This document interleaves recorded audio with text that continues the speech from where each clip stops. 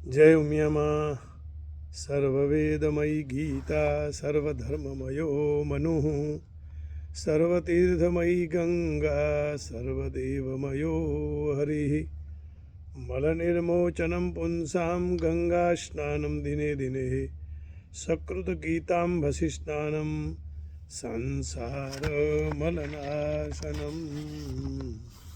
संसारमलनाशनम्। आइए आप सबके हृदय में बैठे हुए परम कृपाणु मर्यादा पुरुषोत्तम प्रभु श्री रामचंद्र जी के चरणों में प्रणाम करके श्रीमद् भगवद गीता जी का दूसरा अध्याय और श्लोक है 53। आइए भगवान क्या कह रहे हैं अर्जुन को। श्रुति विप्रतिपन्ना ते यदा स्थास्यति निश्चला समाधावचला बुद्धि तदा योगमवाप्स्यसि। भगवान कह रहे हैं अर्जुन, भांति भांति के वचनों को सुनने से विचलित हुई तेरी बुद्धि जब परमात्मा में अचल और स्थिर ठहर जाएगी तब तू योग को प्राप्त हो जाएगा। अर्थात मेरा परमात्मा से नित्य, तेरा परमात्मा से नित्य संयोग होगा। आज हमारे सबकी यही स्थिति है, हमारी बुद्धि विचलित है। कोई गुरुजी क्या कह रहे हैं, कोई संत महात्मा क्या कह रहे हैं, कोई भूदेव क्या कह रहे हैं, कोई संप्रदाय वाले क्या क्या बता रहे हैं, तो बुद्धि विचलित हो गई है। जैसे दीप की ज्वाला जलती है और उसमें वायु लगता है तो वह दीप ज्योति भी हिलने ढुलने लग जाती है। उसी तरह हमारे बुद्धि की और मन की स्थिति भी हो गई। अब श्रुति विप्रतिपन्ना बुद्धि का क्या स्वरूप है। इस लोक और परलोक में भोग ऐश्वर्य उनकी प्राप्ति के साधनों के संबंध में भांति भांति के वचनों को सुनने से बुद्धि में विक्षिप्त आ जाती है। इसके कारण यह एक निश्चय पर निश्चल रूप से नहीं टिक सकती। अभी एक बात को अच्छी समझती है तो कुछ ही समय बाद दूसरी बात को अच्छी मानने लगती है। कई लोग आते हैं तो बोलते हैं हम सब मंदिर में जाते हैं, माने उनकी बुद्धि स्थिर नहीं है। एक जगह अपना मन लगना चाहिए। हाँ, सब जगह जाइए, लेकिन कभी कभार दर्शन करने की नमन करने के लिए जाइए, लेकिन पूरा समर्पण तो एक ही जगह ही होना चाहिए, एक ही गुरु के चरण में होना चाहिए। और गुरु की पूजा भगवान की तरह नहीं होती है, क्योंकि गुरु तो आज हैं कल नहीं रहेंगे, लेकिन भगवान सदा निरंतर रहने वाले हैं। इसलिए हमारे संत महात्मा अपनी पूजा नहीं करवाते थे, क्योंकि कल उनका शरीर नहीं रहेगा तो वह बेचारा किसकी पूजा करेगा। फिर फोटो धीरे धीरे छूट जाएगा, तो छूटने से पहले या जोड़ने से पहले ही केवल न केवल परमात्मा परमेश्वर ईश्वर की ही आराधना होनी चाहिए और मन को विक्षिप्त नहीं करना। तो ऐसी विक्षिप्त और अनिश्चयात्मिका बुद्धि को यहाँ श्रुति विप्रतिपन्ना बुद्धि कहा गया है। श्रुति विप्रतिपन्ना बुद्धि, यह बुद्धि का विक्षेप दोष है। तो इसलिए मन बुद्धि विक्षिप्त न करके एक जगह स्थिर कर देनी चाहिए। अब प्रश्न हुआ, उसका परमात्मा में अचल और स्थिर ठहर जाना क्या है। कैसे वह बुद्धि परमात्मा में, माँ उमिया में, माँ जगदम्बा में, बाईसरा वाले में स्थिर हो गई।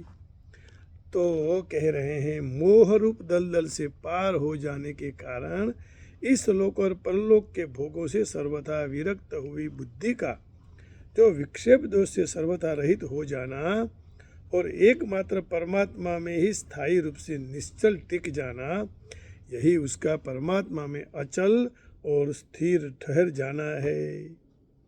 तो प्रश्न किया कि उस समय योग का प्राप्त होना क्या है, कैसे योग प्राप्त होगा। तो कह रहे हैं योग शब्द परमात्मा के साथ नित्य पूर्ण संयोग का वाचक है। ऐसा नहीं कि आज हुआ कल नहीं है, क्योंकि यह मल विक्षेप और आवरण दोष से रहित विवेक वैराग्य संपन्न और परमात्मा में निश्चल रूप से स्थित बुद्धि का फल है। स्थिर बुद्धि होगी तभी ही भक्ति में सफलता प्राप्त हो सकेगी। जहाँ तहाँ भटकने से भक्ति भी भ्रमित हो जाती है। तो परमात्मा में निश्चल रूप से स्थित बुद्धि का फल है और इसके बाद ही अर्जुन ने परमात्मा को प्राप्त स्थित प्रज्ञ पुरुषों के लक्षण पूछे हैं, वो आगे के श्लोक में है। इससे भी यह सिद्ध होता है कि हमारी बुद्धि निश्चल होनी चाहिए, और निश्चल करने के लिए भगवान आगे बताएंगे 54वें श्लोक में क्या कहेंगे। स्थित प्रज्ञस्य का भाषा समाधिस्थस्य केशव स्थित दिक् किं प्रभासेत किमासीत व्रजेत किम।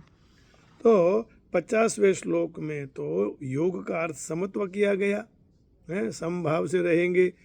कर्म जो कर रहे हैं उस कर्म मैंने किया या उस कर्म का फल मुझे चाहिए, यह भाव रखना ही नहीं है। जो मैं कर रहा हूँ और करने वाला हूँ, जो मैंने किया सब भगवान के लिए किया और लोगों के लिए किया, तो यहाँ उसे परमात्मा की प्राप्ति का वाचक माना गया है।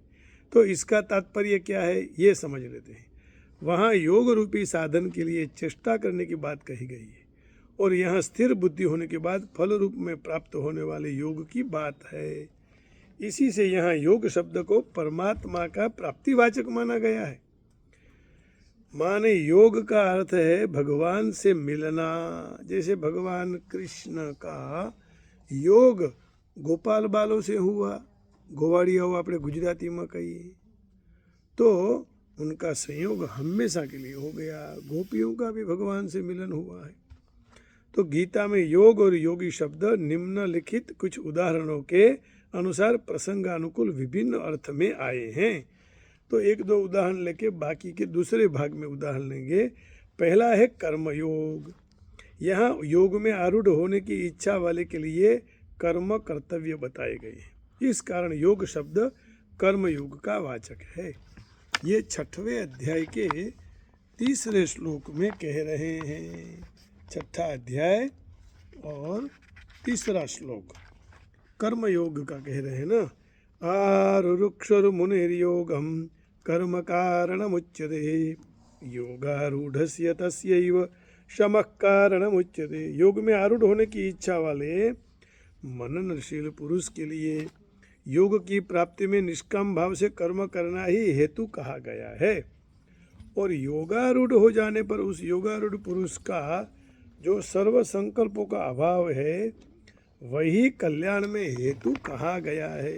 तो कर्म योग का वाचक है योग शब्द। अब ध्यान योग का वाचक, तो वायु रहित स्थान में स्थित दीपक की ज्योति के समान चित्त की अत्यंत स्थिरता का वर्णन होने के कारण यहाँ योग शब्द ध्यान योग का वाचक है। ये कहा 6वें अध्याय के 19वें श्लोक में कह रहे हैं कि योग शब्द ध्यान योग वाचक है। अब देखिए, तो ध्यान योग वाचक में क्या महत्व बताया। कहा यथा दीपो निवातस्थो नेंगते सोपमा स्मृता योगिनो यत चित्तस्य युञ्जतो योगमात्मनः।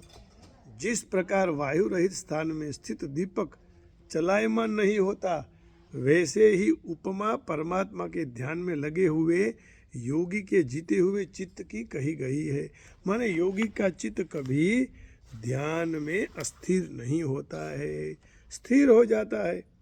और अंतिम उदाहरण लेकर आगे के भाग में इस कथा को बढ़ाएंगे। 3रा है समत्व योग।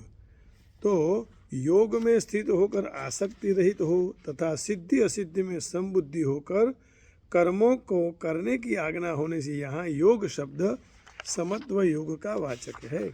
इसी अध्याय के 48वें श्लोक में कह रहे हैं योगस्थः कुरु कर्माणि संगम त्यक्त्वा धनंजय सिद्ध्य सिद्ध्यो समो भूत्वा समत्वम योग उच्यते। हे धनंजय, तो आसक्ति को त्याग कर तथा सिद्धि और असिद्धि में समान बुद्धि वाला होकर योग में स्थित हुआ कर्तव्य कर्मों को कर समत्व ही योग कहलाता है। तो कर्म कर, लेकिन कर्म में मन न रखते हुए भगवान में मन रखकर सारे कर्म में ईश्वर के लिए कर रहा हूँ, यह भाव आने से वह समत्व हो जाएगा। तो धीरे धीरे अभ्यास करते करते ये सब मन अपना मानने लग जाता है। तो एक बार भगवान के शरण में तो जाना ही पड़ेगा। बस एक बार आजा गिरिराज की शरण में, बस एक बार आजा गिरिराज की शरण में। सर्वस्व कर दे अर्पण गिरिराज की शरण में, जीवन की डोर सौंप दे गिरिराज की शरण में। फिर भय न कोई होगा गिरिराज की शरण में, बस एक बार आजा माँ उमिया की शरण में। श्रद्धा से सिर झुकाकर उमिया की शरण में, विश्वास अटल रखना माँ उमिया की शरण में। निर्मल हृदय रहेगा, निर्मल हृदय रहेगा माँ उमिया की शरण में। बस एक बार आजा गिरिराज की शरण में, बस एक बार आजा माँ उमिया की शरण में। माँ उमिया जी के चरणों में प्रणाम करके वाणी को विराम देता हूँ। हरि ओम, जय श्री कृष्ण, राधे राधे, जय उमिया माँ, जय जगदम्ब।